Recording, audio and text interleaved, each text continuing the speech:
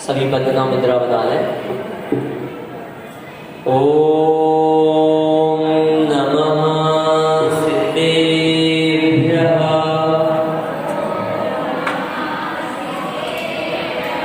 ओम नमः सिद्धेभ्यः। ओम नमः सिद्धेभ्यः। नमो अरिहन्ताणं नमो सिद्धाणं नमो आयनीयाणं नमो वज्रायाणं नमो लोये संवसामूलं यदीये चैतन्ये मुकुरैव भावाश्चिदचितः समं भान्ति धव्य व्यजनिरसन्तोऽन्तरहिता जगत्साक्षी मार्ग प्रकटन परोहानुलिवयो महावीर स्वामी नयन पथगामी भवतु मे। महावीर स्वामी नयन पथगामी भवतु मे। महावीर स्वामी नयन पथगामी भवतु मे। बोली पंच परमेष्ठी भगवान की, शीतलनाथ भगवान की, मूलनायक श्री विराट पार्श्वनाथ भगवान की, द्वादशांग चिरवाणी माता की, 10 लक्षण महापर्व की, उत्तम तप धर्म की, आचार्य श्री स्वर विद्यासागर जी महाराज की, परम पूज्य गुरु कुंवर श्री स्वर सुधा सागर जी महाराज की, अड़ाई विपत समस्त विराजों की। तपा तपाकर तन को, तपा तपाकर तन को तप से है पूज्य बनाया। तन से है तनिक न मतलब आत्म ही तुमको भाया। क्या है? आज उत्तम तप धर्म का दिन है। और ये तप क्या है? तो तप जो है हमारी आत्मा को पवित्र करने का एक उपाय है। उपाय क्यों है? जैसे हम कहें कि हमारा शरीर क्यों कष्ट करे, आत्मा को पवित्र करना है तो शरीर को क्यों कष्ट दिया जाए, यही बात कल भी चल रही थी। तो आज एक नए उदाहरण से हम समझते हैं। जिस प्रकार से आप मार्केट से दूध लाते हैं, क्या लाते हैं? जब दूध लाते हैं तो उसको जब आप तपाते हैं तो कैसे तपाते हैं? तवेली में रखते हैं या डायरेक्ट पॉलीथिन में आया और ऐसे ही रख दिया? पहले तवेली में रखते हैं। उस तवेली को जब आप गैस पर रखते हैं, चूल्हे पर रखते हैं, चूल्हे को जलाते हैं, तब पहले क्या तपता है? डायरेक्ट दूध तपने लगता है या तपेली तपती है? पहले तपेली तपती है और जब जाके दूध तपता है। तो उसी प्रकार से हमारा शरीर है। इस शरीर के माध्यम से हमें अपनी आत्मा को तपाना होता है। यह शरीर हमारे लिए उस निःश्रेयस सुख को प्राप्त कराने का एक साधन है। सुख 2 प्रकार के हैं। कितने प्रकार के हैं? 2 प्रकार के। एक तो अभ्युदय, कौन सा? बोलो सभी। एक तो अभ्युदय सुख और दूसरा निःश्रेयस। अभ्युदय सुख जो होता है वह सांसारिक सुख है। सांसारिक सुख कौन से हैं? तो जैसे इंद्र का पद है, देवेंद्र का पद है, सौधर्म आदि स्वर्ग के देव हैं, ऐसे देवों के पद हैं। अथवा हमारे मध्य लोक में देखें तो चक्रवर्ती आदि हैं, तीर्थंकर आदि हैं। यह क्या है? यह अभ्युदय सुख है। अर्थात जो सांसारिक के जो सुख है, जो संसार में जो सुख है, उत्तम उत्तम वैभव है, वे सब अभ्युदय सुख है। और निःश्रेयस सुख क्या है?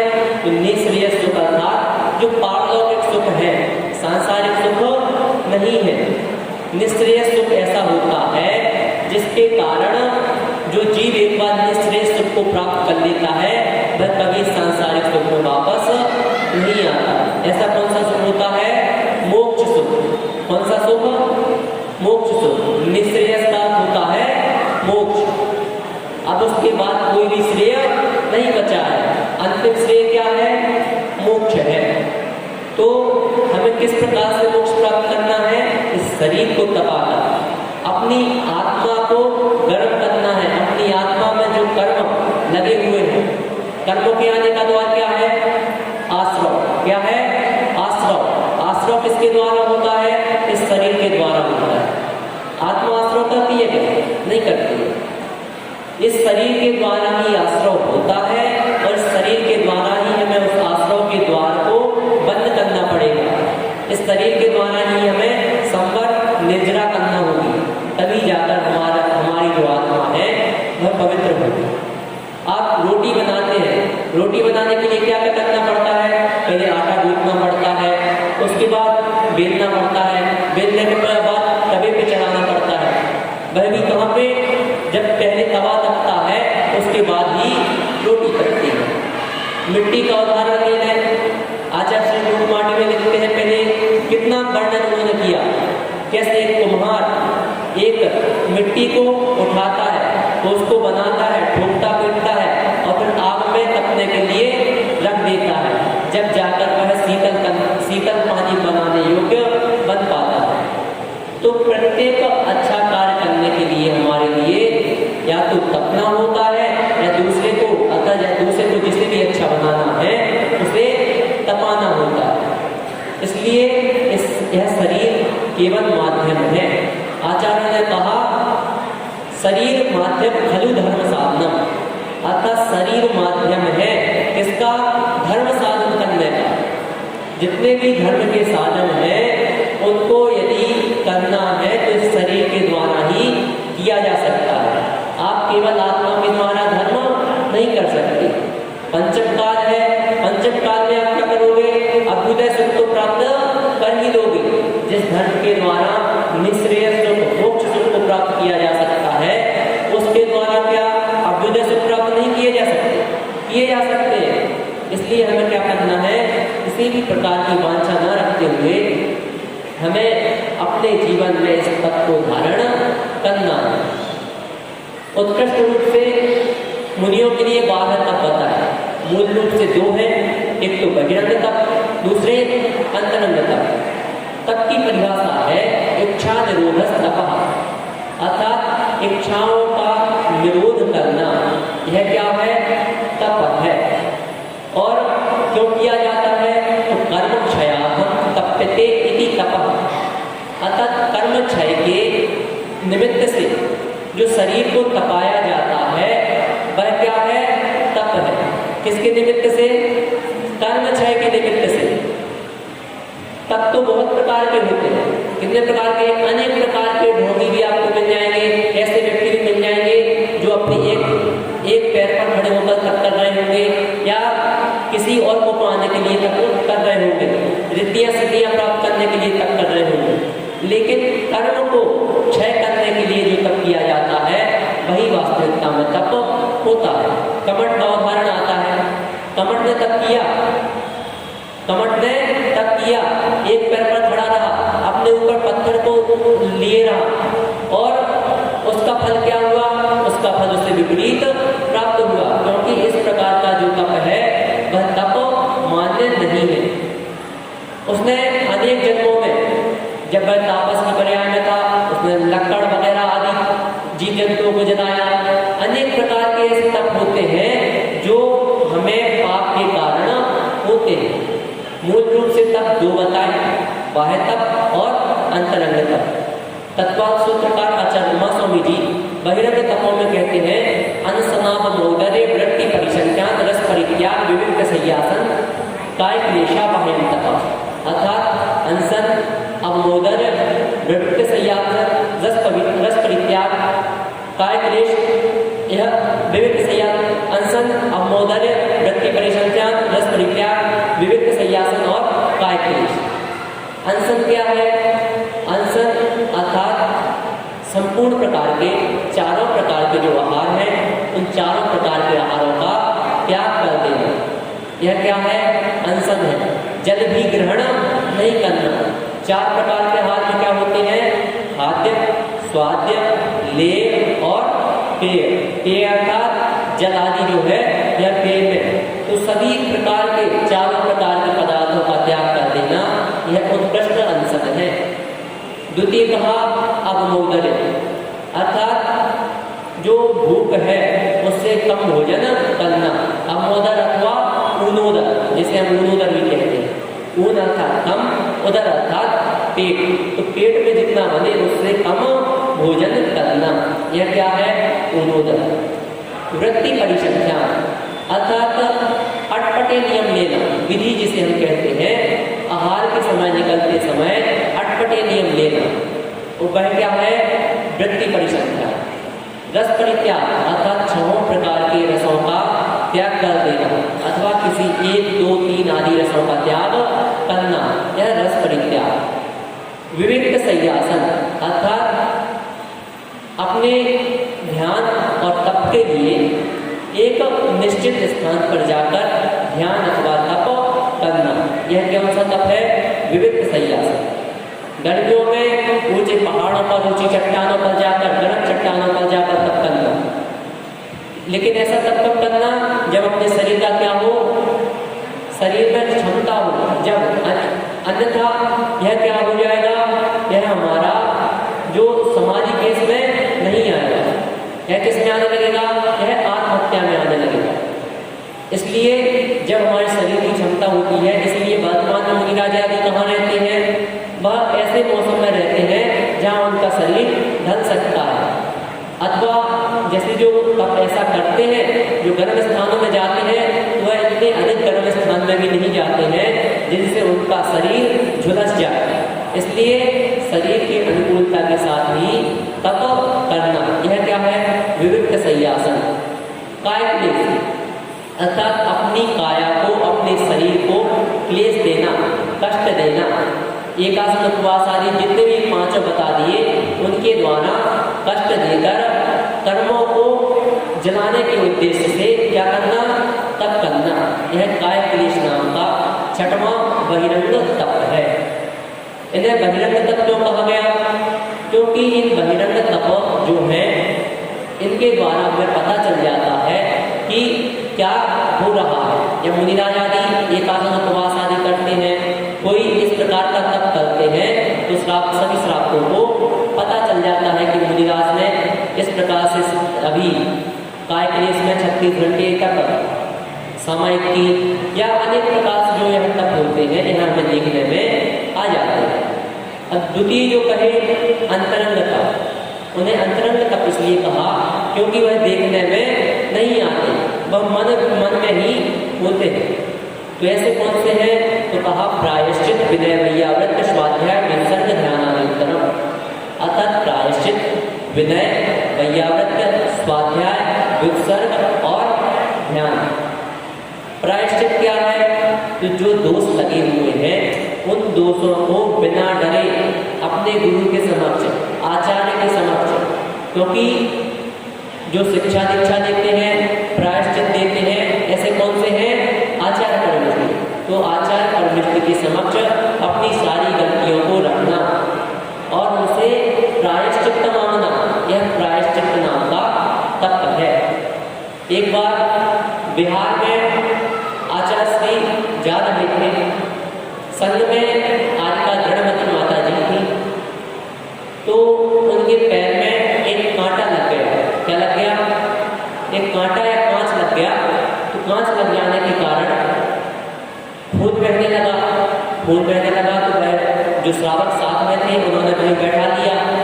आचार्य श्री जब पता चला, जब श्रावकों ने उन्हें बताया, तो उन्होंने कहा कि आप उनसे कह देना कल का उपवास रख लें।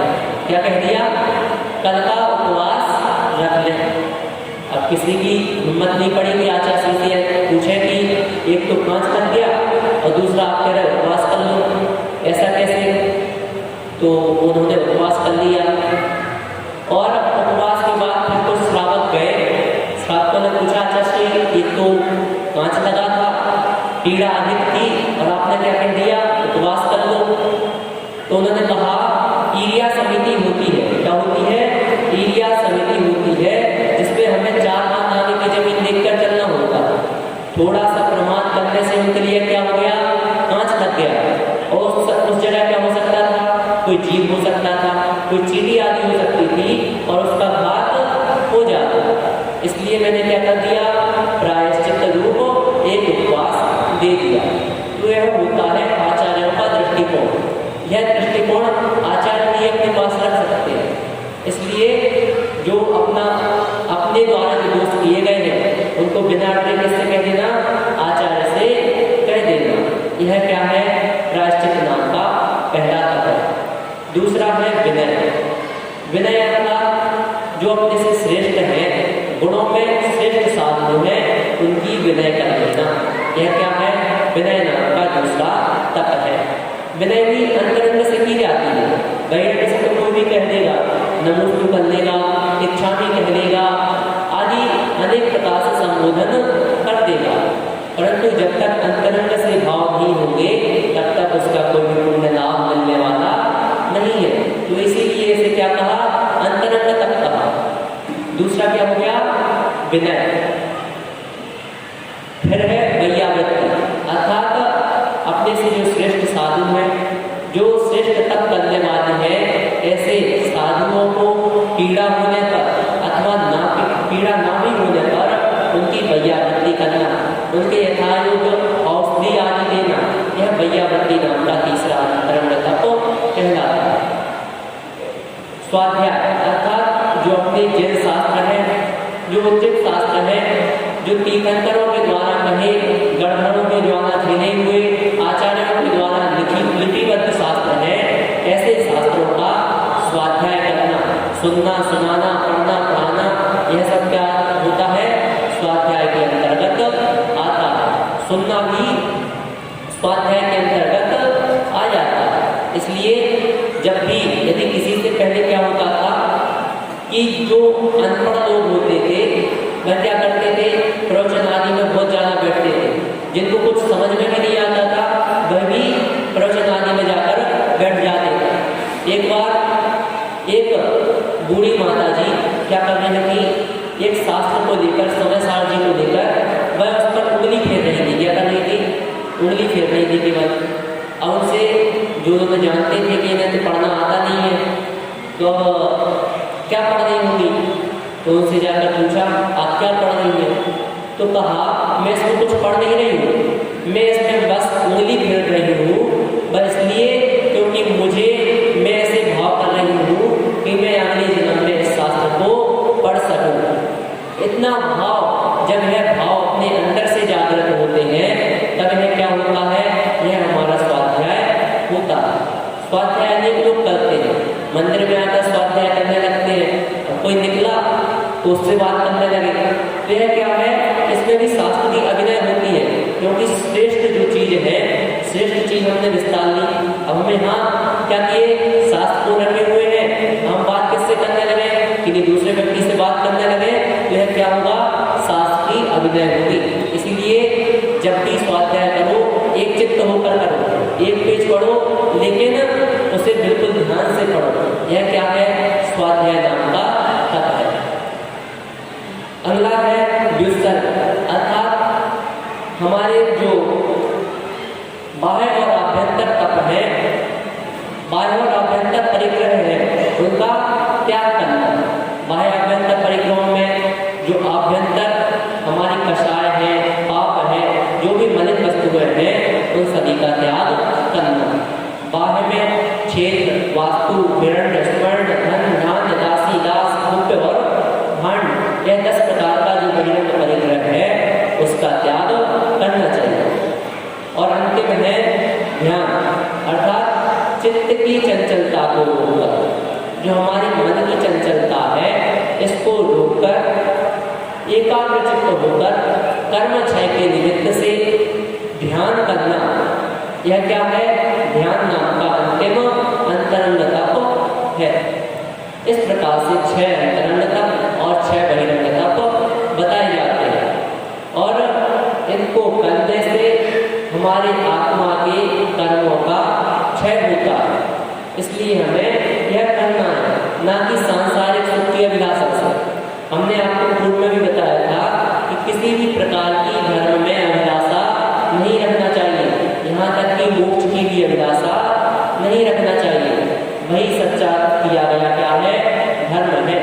उसी प्रकार यहाँ भी लगा देना है कि जो तप किया जाता है वह मोक्ष की भी उसमें इच्छा नहीं होती है। आचार्य कैसा तप करते हैं उनके लिए इसीलिए कहा गया कि वह भावलिंगी साधु है। कैसे साधु है? भावलिंगी साधु है। उनके लिए किसी प्रकार की इच्छा नहीं है। आप अन्य साधुओं के मुख से तो किसी दूसरे के प्रति बुराई सुन भी सकते हैं। क्या कर सकते हैं? बुराई सुन भी सकते हैं। लेकिन आचार्य के मुख से आपने आज तक कभी भी किसी अन्य साधु की या किसी अन्य धर्म के प्रति कोई भी निंदा रूप वचन नहीं कहे हुए। एक धर्म यात्रा निकल रही थी दूसरे संप्रदाय की, और उस संप्रदाय की यात्रा आचार्य के पास आशीर्वाद लेने पहुंची। तो आचार्य ने आचार्य से आशीर्वाद मांगा, कहा हमारी यात्रा अच्छे से निर्विघ्न संपन्न हो, ऐसा आशीर्वाद आप हमें दें। तो आचार्य ने कहा ठीक है, आप जहाँ भी जाओ तो वहाँ क्या करना? शराब और मांस का त्याग कराना, मेरा आशीर्वाद है। क्या कह दिया? शराब और मांस का त्याग करा देना, मेरा आशीर्वाद है। किसी की निंदा हुई? किसी की निंदा नहीं हुई। किसी का सम्मान किया? किसी का समर्थन ही नहीं किया। तो यह जो दृष्टि होती है, यह दृष्टि एक बहुत तप करने से प्राप्त होती है। हम किसी को देखते हैं और यह सोचते हैं कि हमें उसके जैसा बनना है। क्या करना है? हमें उसके जैसा बनना है। हम कहें कि हमारे लिए क्रिकेट लाइन में जाना है, तो हमें किसको देखना होगा? जिसे हम अपना आदर्श मान रहे हैं, उसके अनुसार हमें तप करना पड़ेगा।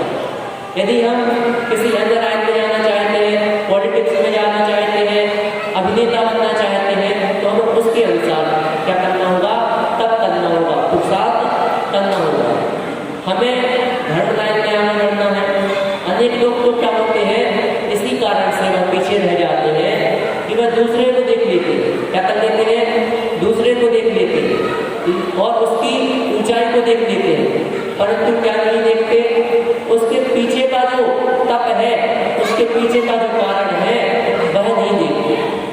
आज सभी लोग किस ओर में लगे हैं? आचार्य को इतने बड़े संत हैं, लेकिन उनके पीछे का तप देखो, कितने वर्षों की कठिन साधना, 5-6 साल, अभी 7-8 साल से बहुत अधिक भीड़ होने लगी। पहले भी भीड़ होती थी, लेकिन इतनी भीड़ नहीं होती थी। तो यह उनका तप है। जब शुरू में वह उनको दीक्षा दी जा रही थी, तो उनका विरोध भी किया गया। क्या किया गया?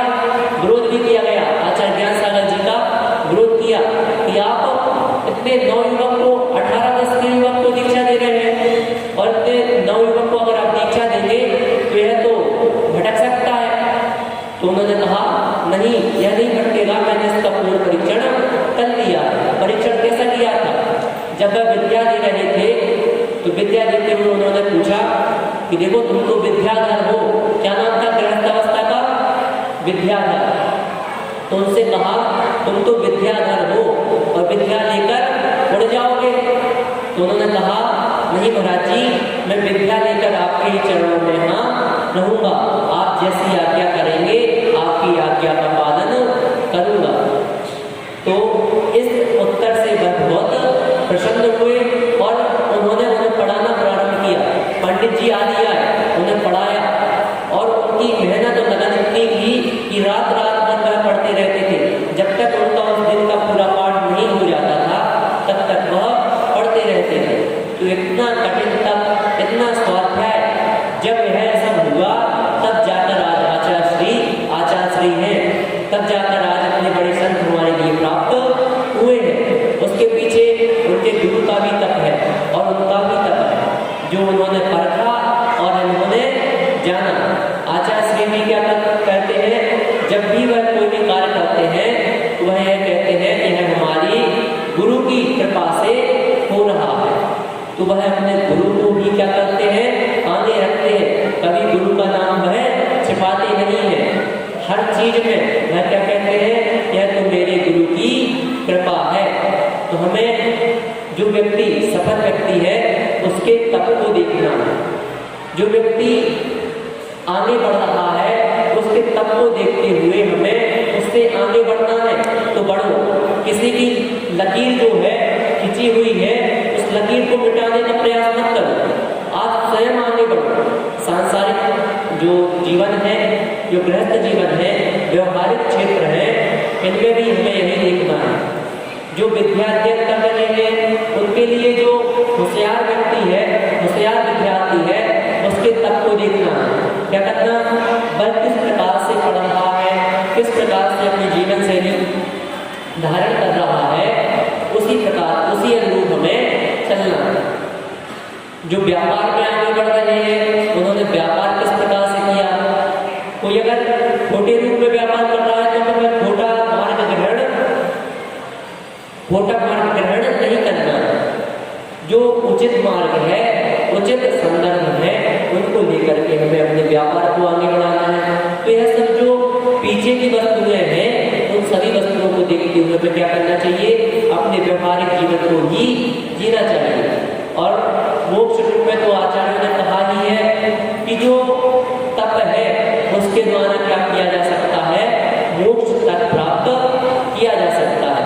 इसलिए क्या करना है, मोक्ष को प्राप्त करना है।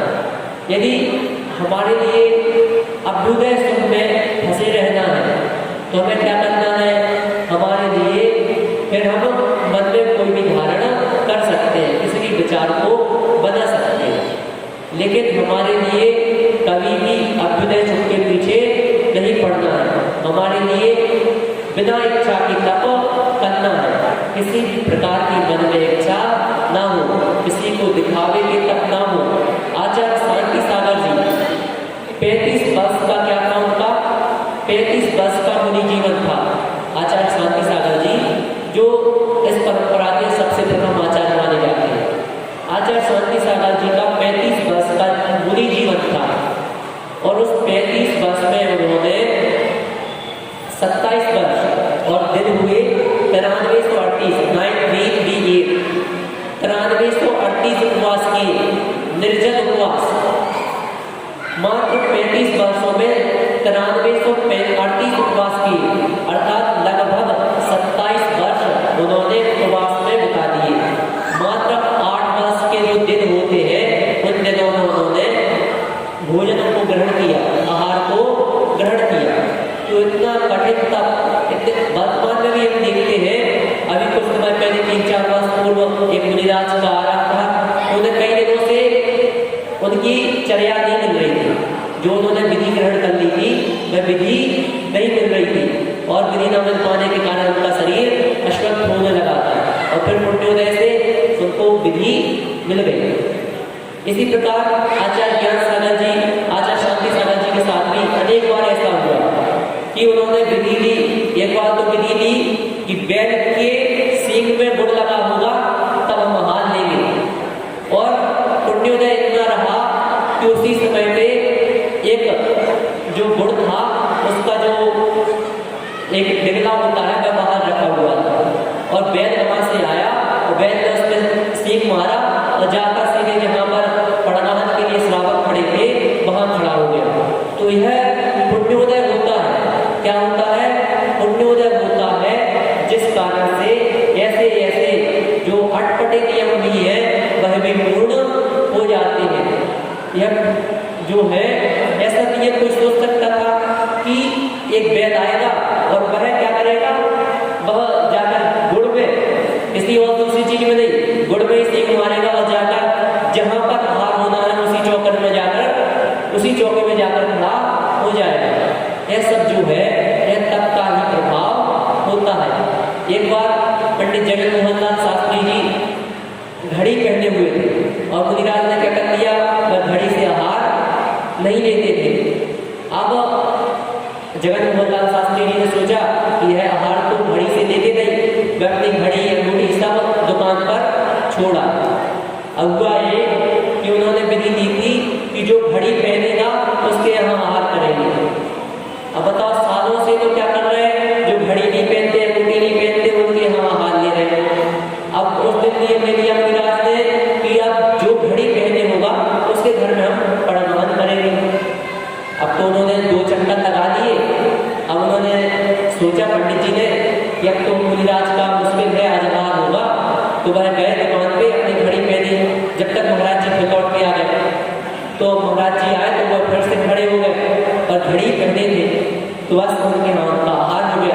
बाद में जब पूछा कि यह किस प्रकार से महाराज जी आपने आहार दिया, तो कहा मैंने आज नियम दिया था कि जो घड़ी पहने होगा उसके यहाँ ही आहार लूंगा।